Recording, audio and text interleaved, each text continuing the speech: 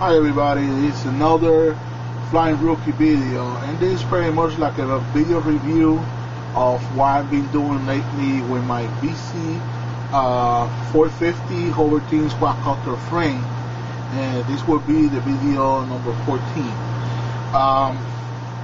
This was going on. I had to change the flight controller on this quadcopter with a different flight controller that you see is mounted temporarily, is mounted right here in the top, because I'm testing this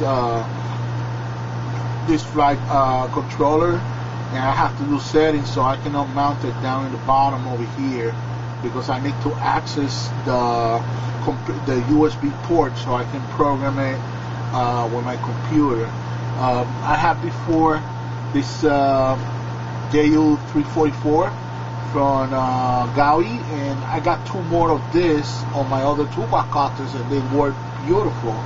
And this quadcopter was working even better, but for some reason I was trying to do some FPV flights, and I had everything pretty much well balanced, and for some weird reason the quadcopter was this thing that it lost calibration somehow, and the quadcopter was tending to fly forward, you know, like it wasn't staying level, and I don't know why that happened, and I had to just remove it and try something else. So this flight controller that I have over here, it looks like it's the KK that everybody's buying out there, but it's not really the KK. This is the FF that stands for free flight, and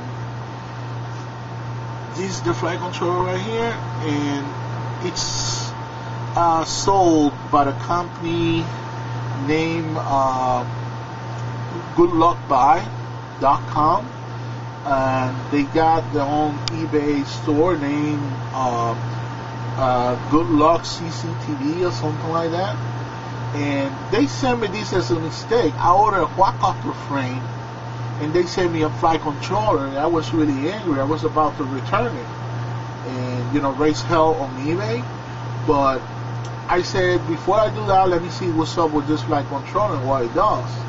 And one of the things that I like about it is that it comes with 2-axis gimbal camera control. So that was something that I was planning to do on this quadcopter eventually, and I did it, because as you can see, I got right now on the front of my quadcopter a 2-axis camera gimbal mount for the GOPRO. That's made by CLaserDesign.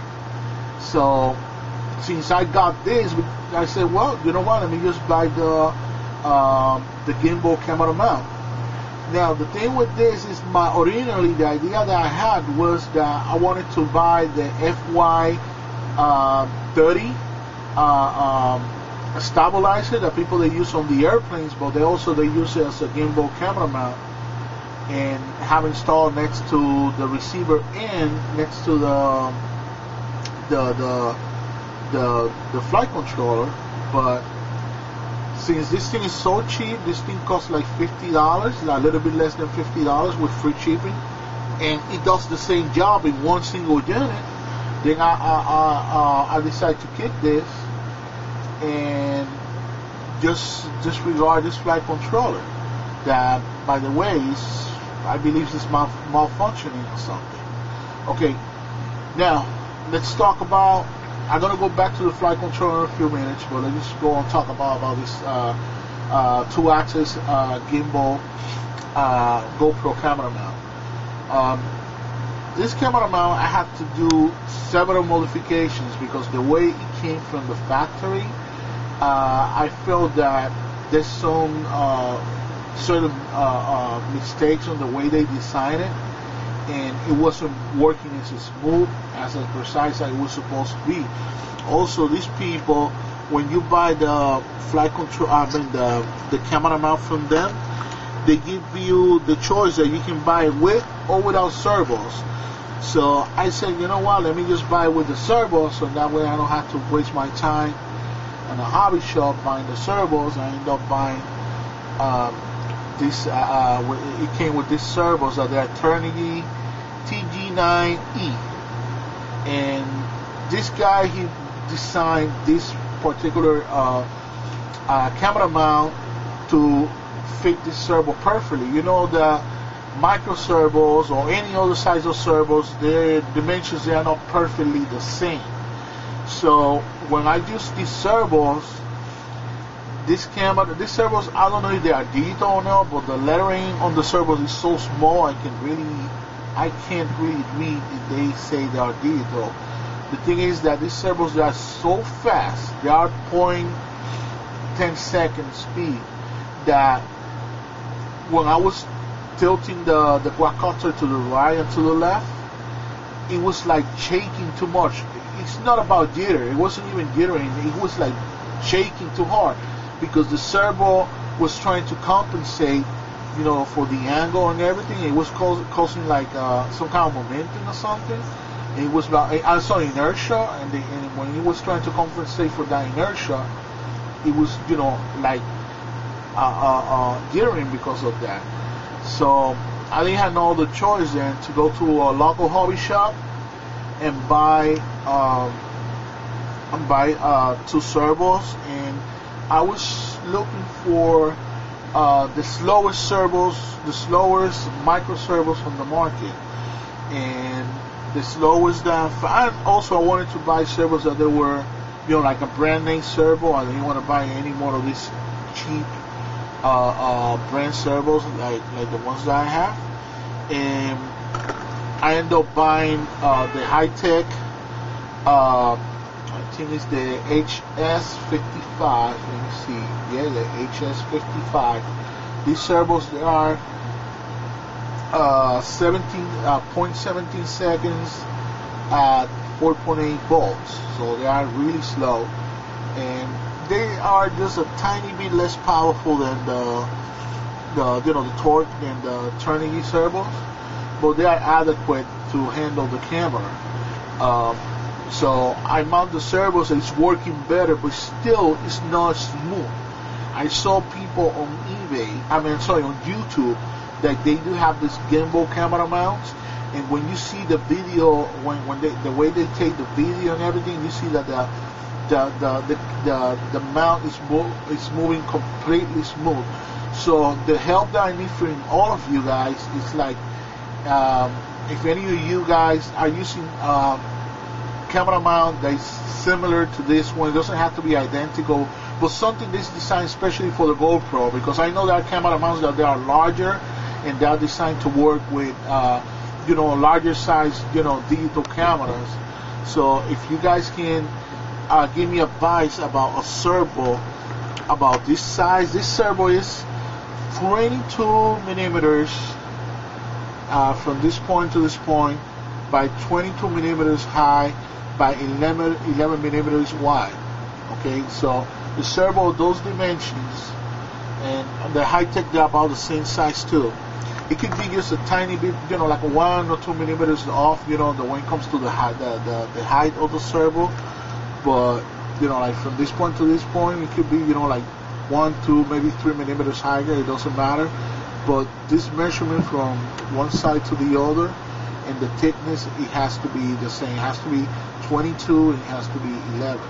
But the help that I need is a servo that you guys might be using on your own camera mounts that is so smooth that the camera image just comes perfect. If you guys can give me any ideas about what servo is good, I'll buy it. This camera mount that I have over here, originally it was designed for 3 axes. It's supposed to use a third servo in the top, so you can pan the camera, move the camera to the right, look to the right and to the left. But that would be good on an airplane. But on a quadcopter, you don't really need that because the quadcopter rotates, so there's no need for that. So I just eliminate that feature. I just put it so it can tilt back and forward and it can tilt left and right. And that's why this gimbal camera mount works. So right now I'm gonna plug my quadcopter to the battery, and I'm gonna show how this gimbal camera mount works. Okay, so the ESC is like finished arming. Okay, and you can see it moves kind of smooth, but it doesn't really move perfectly smooth the way it's supposed to be. But it's way, way better than the high-tech. The high-tech was a disaster. Let me just line up this thing right in front of the camera. So,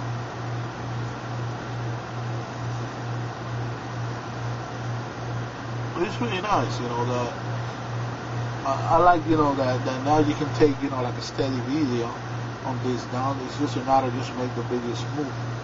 Okay? So let me just unplug the quadcopter from the battery. Now, let's talk about this, give more details. To the power, the camera just went down. The things I didn't like about this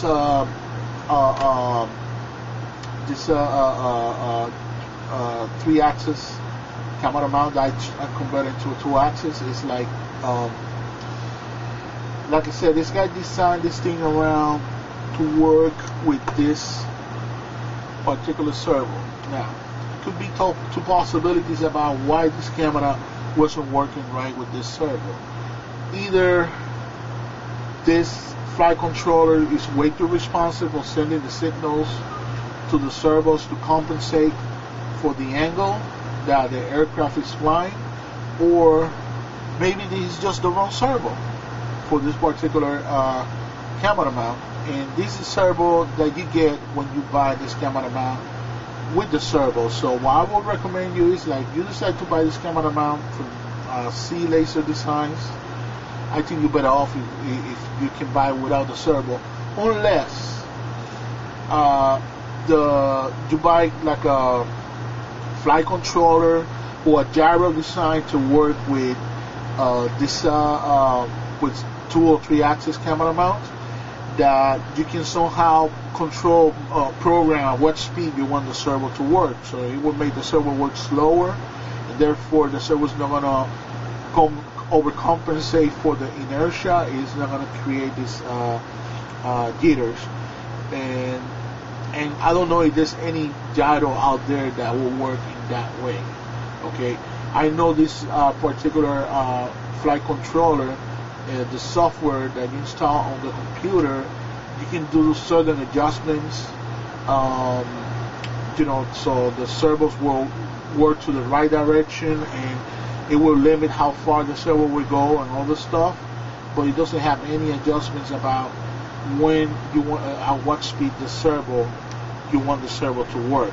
Okay, I saw that this person, he got a channel on YouTube, and he shows the way his camera mount works, and it looks really nice, and that's why I bought it. But I don't know if he was using these servos or he was using another type of servo for the camera mount. So that's why I was forced to use this high-tech HS55. Another thing that I didn't like about this camera mount is that he used, like, for example, in the back, it got, you can see that you got the servo right here, and you can see the other servo that controls the camera, the tilting, you know, up and down. But in the other side, for example, on this axis over here, he used like a really thin screw. It was like the same type of screw like the ones that you use to screw the servos into the frame, and I didn't like that. I didn't feel like it was that strong. So I put like a 3mm screw. I put some washers and everything to make things smooth. Another thing is that this camera mount doesn't use ball bearings, so this either the screw that I had before that was supposed to go here, or this screw that I just mount over here, it's not running smooth. So I had to put a little bit of grease to smooth the movements. But most of these gimbal camera mounts, they use ball bearings, because my Gaui 330XS, that's why I use on that quadcopter. I use it's one-axis camera mount, but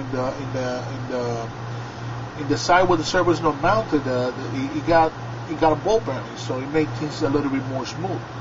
So this thing didn't sound like that, but at least with this stronger, thicker screw with the washers, it's making everything work smoother and nicer, especially with the grease that I put in there. And I had to do the same thing over here. He had like a small piece of wire. It looks like the rods that you use to link the servos with the aileron, the wings, but he caught it like around an inch, and then he bent it, and he had like something that would secure it with a set screw. And that thing, it had a lot of play on this side because the servo obviously is mounted on this side over here. So on this right side of the quadcopter, it had a lot of play, and that wasn't helping. So the same thing that I did here, I did it down here too. I replaced that. I put also another 3mm screw, and I put nuts and I put washers and everything. I also grease it, and that helps out. And the third thing I really like about this is this section of this arc that you see here that holds the camera mount. It was like it was a little bit lower, like almost 5mm lower. So when the camera was going up, it wasn't going up like if my quadcopter is flying forward, this thing will hit, and it won't really keep the camera balance the way it's supposed to. Plus, it will make the servo overwork because it's not letting the servo go into the point where it's supposed to go. So what I did with this section over here is I grabbed the Dremel, and I Dremel this whole thing over here, and I had to Dremel it a little bit higher over here because this is where the servo is mounted. So this part was heating. So, but right now it's just working beautiful now. The camera right now, the servo just goes to the angle it's supposed to go, and it doesn't even go to the point that's even touching this. So it's working the way it was meant to be. It's working. So my final conclusion about this particular camera mount, and I am not an expert. I am not somebody that's been flying for years. Actually, I've been flying for less than a year, but I do have over 25 years of experience dealing with RC cars and trucks. So in that experience that I had to do all kinds of crazy modifications on my vehicles, and that experience is what helped me make this camera mount better. But in my opinion, if you are somebody that got skills and got the right tools to make a product even better, then you know what, I recommend you to buy this, as long as you buy without the servos. Just pick your own servos. As soon as I find out what's the perfect servo for this camera mount, I'm going to make another video of it.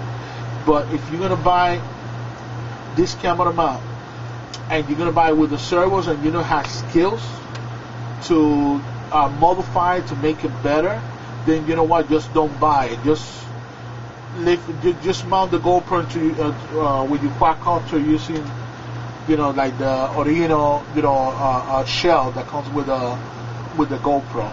Okay, that would be less painful than having this thing working the wrong way.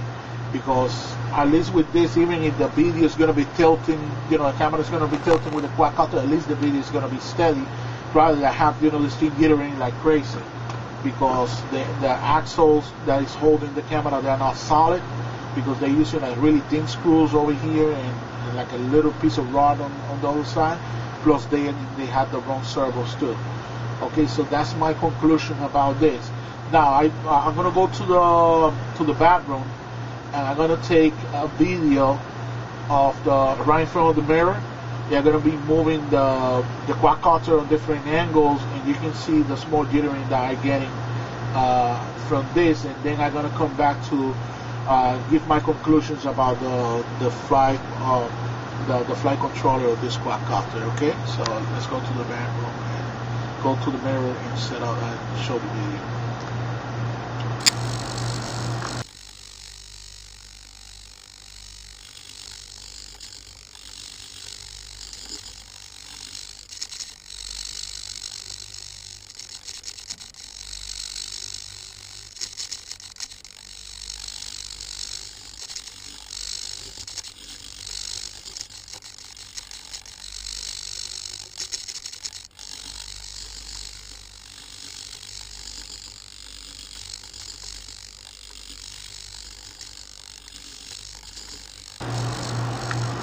Okay, guys, so as you saw on the previous section of the video, when I was holding the quadcopter in front of the mirror, you saw the small jittering that I was getting, especially when the camera goes up and down.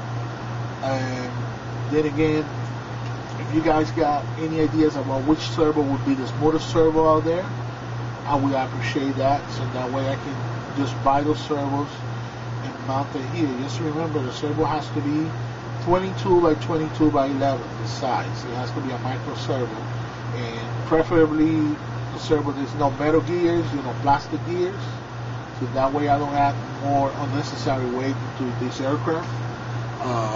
But if the metal gear is the small one, then I will have no other choice than to buy it, okay? And just, try to manage to finish this product and make this product, shine and make it, work the way it was meant to be. Now, going back to the flight controller, as I said at the beginning, this flight controller is put in the top over here, so that way I can, set up the right way. I just flew this quadcopter once with this flight controller. Back then I didn't have the camera mount, and it flew nice. I really was happy with it. But one thing is that I did a few attempts before I managed to do the first flight with this flight controller on this frame, and I noticed this thing comes with a software.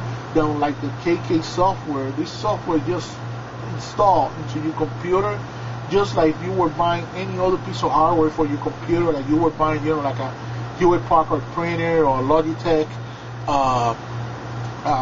webcam or external Seagate hard drive. It's just like you just install the software. It's not like one of these crazy softwares that you have to look for the location of the file and all this stuff. This thing is installed like any other regular software. If you and the USB adapter that is included with this, so you can plug the USB cable. It would be the equivalent of what people call for this is the adapter over here. It would be the equivalent of what the people call the USB ASP for the KK board. If you got Windows 7, doesn't matter that 64 or 32 bits. You don't need to install drivers for this. You plug this into your computer, and the drivers, they're already in the computer, so you don't need to do anything with this. Now, if you got Windows XP or Windows Vista, they do have the drivers, and they are as easy as installing the software that controls this flight controller. To program the flight controller, and it's not a headache or anything. I do have a KK board, and I haven't been able to program it and set it up right because the USB ASP adapter that I got, somehow the computer doesn't recognize it. I got 3 PCs, one with Windows 7, one with Windows Vista, and another one with Windows XP. And all 3 of them, they are not accepting the drivers. So I don't know what's going on. I got a friend on YouTube that also fly quadcopters, and I'm gonna send that board to him so he can reflash it for me, because the board is set up for plus mode. Yeah, I do fly my quadcopters on X mode. So I got another quadcopter that I'm gonna build soon on February of this year, and that's the board that I'm gonna use on that quadcopter. So I needed to set it up on that. Maybe the USB ASP that I got is not the right one. But when it comes to this board over here and installing the software, this is the easiest thing in the world. Also, the cable that I got, that with the KK board, they got this. Sometimes when you buy the USB ASP, it comes with a 10-pin cable, and you have to modify it to convert it to 6-pin, or sometimes you have to buy the 6-pin cable separately. This thing just came with a cable that's color code, so this thing is foolproof, okay? And it got letters over here that says GTRUB. So B, I got the brown color, I got the green color on each end of the wire. So G for green and B for brown. and the same thing is written on the board, in which end on the pins it says G and B, so you just plug it there and you're good to go. Now this board got one feature that I haven't seen in any other board before, and this board is not powered by the ESC, so you don't have to cut the positive cable on 3 of the 4 ESCs, like for example the FY90Q. You have to do that, and some of the boards on the market. This one you can plug all the ESCs, just like you do with the GAUI DU344. You can just plug all the ESCs directly to the board, because the board anyway is not powered by the ESC. This board got a cable that you can see over here, and you plug it directly to the battery. That's why you do it. It comes also with a wire that you can plug it on into the wiring that you got that power the ESCs from the battery. You can just solder that cable too, or if you got the board that they sell, you can solder all the ESCs to that board, and you can just solder that cable too. So this board is powered by a 3-cell LiPo right now. So that's the same power that the board used to power itself, and to have enough juice to power the servos on the 3-axis camera mount and everything. And it has a built-in LiPo alarm, so you don't need these LiPo alarms like the one. I had these 2 LiPo alarms because I fly this quadcopter sometimes with 2 batteries in parallel, and I have the 2 batteries plugged into the quadcopter. But right now I don't need that anymore, and you can program on the software at what voltage you want this alarm to go off. So you can see the little horn right here. Okay, so that's a nice, really neat feature of this of this frame. Now, what I really don't like about this board, it's like, for example, these people, they didn't put when you plug the ESCs, motor 1, motor 2, motor 3, motor 4, they didn't mark it like that. It just got output 1, 2, 3, 4, all the way up to output 6. But output 1 and 2, that's not where you're supposed to mount the ESC motor 1, motor 2. Output 1 and 2, that's where you're supposed to mount the 2 servos for the gimbal. So if you don't read the instructions, you might make a mistake. You end up connecting ESCs where the servo goes. So you really have to read the instructions about this. Actually, motor 1 goes on output number 3, and the other motors, like I said, the numbers don't match, so you really have to read the instructions. The same thing they did on the inputs. These are the inputs that they're getting from the receiver. These cables over here that are coming from the receiver. So we got input 1, 2, 3, 4, all the way up to number 8. Okay, so the nice thing is at least the inputs, they match with the channels on the receivers, because sometimes when you buy receivers, for example, the high-tech receiver, because I'm using a high-tech radio on this quadcopter, is the Aurora 9. The receivers, they don't say, like the Spectrum receiver that says, which channel is throttle, aileron, elevator, all this stuff. This receiver always said channel 1, 2, 3, 4, all the way up to channel 9. But at least these numbers match, so I just had to plug input number 1 with channel number 1, and so on until I put the 4 channels. So that's I would say at least that they did it right. Now, this particular board, it needs to be calibrated. I'm not talking about adjusting the setting up the gains, because that's another thing that I found strange about this board. This board, even when you go to the software, as far as I know, I didn't saw any settings for the gains.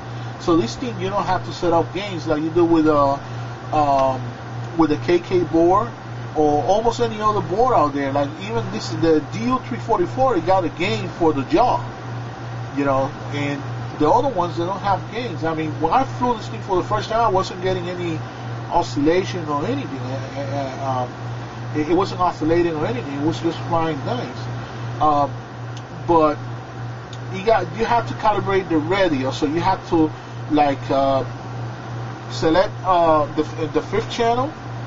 You have to select a switch on your radio, two position switch, and then you have to plug this cable that I got now on number 6. You have to plug it into number 5, and then when you flip the switch, you have to calibrate the radio. So that means you have to move the sticks, for example, on the right side, so the radio will feel, you know, how far the stick goes. I mean, the board will feel how far the stick goes, and then you have to do the same on the left stick where you got the throttle. You do the same thing, and then you move the switch down, and it's supposed to program like that. But one thing that I don't like about this board is the instructions that you download from the website. The English is really poor. It's like they use like a translation software, and they didn't really explain how you're supposed to do that. So I still believe that I think my radio is not perfectly calibrated. But one positive thing that I did about this is like when I plugged the software, I had the board and the radio on, and it was working. It was sending all the input to the computer, and it shows you the position of the sticks on the screen on your computer, on the software. And I noticed that the aileron was way too off the center. So I went to my radio, to the substrings. I centered that perfectly. I did the same thing with all the other channels, but the aileron was the one that was really off. So I did kind of like a manual calibration, and after that I managed to fly this flight controller, because before that, every time when I was trying to fly with this, it was tilting to the left, and I was lucky that I didn't crash it. The worst thing that happened, just tilt to the left. I just caught the throttle, and that was the end of it. So at least by doing that, I managed manually to calibrate the board to that. So if you guys somehow managed to do the calibration the way it's supposed to be, I would like to see a video, and a video will explain how you're really supposed to calibrate this board the way it was meant to be. But then again, I just did a manual calibration. So once you do the calibration, then you have to move this cable. There's the cable that's going to the fifth channel switch from over here, from input number 6, on input number 5, you move it then to input number 6, because you're going to continue using the switch on your radio, but this time is to turn on or off the 3D mode. Now the 3D mode, when you fly the quadcopter with this board and you got the 3D mode switch off, it's going to permit the aircraft to tilt safely to any given direction, but without the point that it's going to flip and do a loop. But when you put on 3D mode, it's like it's not going to do that anymore. It's like you can send the quadcopter really high and do loops and flips and everything, barrel rolls and everything. I am not a 3D flyer, so I keep that switch off. But at the same time, also in the flight controller, you can I'm sorry, in the software for the flight controller on the computer, you can also switch that off on for this board. So even if you turn on the switch by mistake, by accident, the 3D feature is going to be turned off. It got like a checkbox, so I just left that checkbox empty. So that way I won't make the mistake. Another thing that you can do on the software that comes with this is like you can test the motors through the software. You got like something look like the volume control on your computer, or it looks like a graphic equalizer, and you can power the motors one by one, or you can just power the motors, all four at the same time. So that's a nice feature. You want to make sure that the motors that are working properly without having to fly the aircraft, and that's something that I guess most of the flight controllers out there doesn't really do. Okay, so for the $50 that I paid for this, and it was even a mistake because I didn't even order this board, I will call this board a happy accident. Okay, one thing that I will advise you to do when you mount this board on any aircraft quadcopter frame, since I got experience with RC cars and trucks, I purchased these rings over here that they are meant to be used on the shock absorbers of the RC cars and trucks, and these O-rings are used to seal the oil inside the shocks. So this ring also you can use it to as a vibration dampers on your flight controller. So I do have this plastic standoffs that I purchased. They came from Taiwan and they got different sizes. Okay, and I see like many quadcopters that you buy on the market, and the construction involved the use of these standoffs either in plastic or metal. I use metals too, but I didn't need to use metal ones over here. So I put the short standoffs that they are threaded in one side, and I put countersunk screws in the top with countersunk washers. And these are the washers that I got, that I also use a lot on RC cars and trucks to hold the servos, or just to make it decorate the RC cars and trucks. And these are Offner countersunk washers for 3mm screws or 440 screws if you're using American type of screws. And these shock O-rings, they are made by Team Associated. Okay, so what you do is, like, on each side of the when you put the screw, you put two on each side of the board, so that way the board is going to be sandwiched between these two O-rings. So let's say the board is the beef patty, and the O-rings are the bun, you know, the bread. So you just sandwich the board between that, and then when you put the screw, put a little bit of blue Loctite on the screw, even if the screw is going to plastic.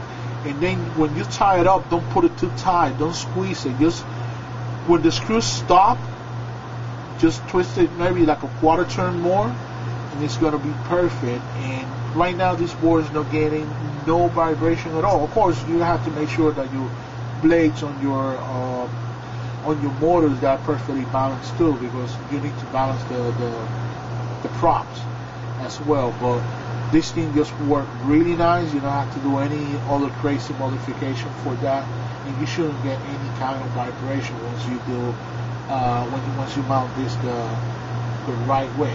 Okay, so this is pretty much it.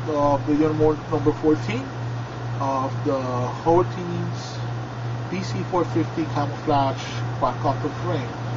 Okay, so hopefully the next video I'm gonna do an aerial video with this and see how the gimbal camera mount works, and hopefully I get some input from you guys to see what servo would be the right servo for this camera mount, so I can make it work better.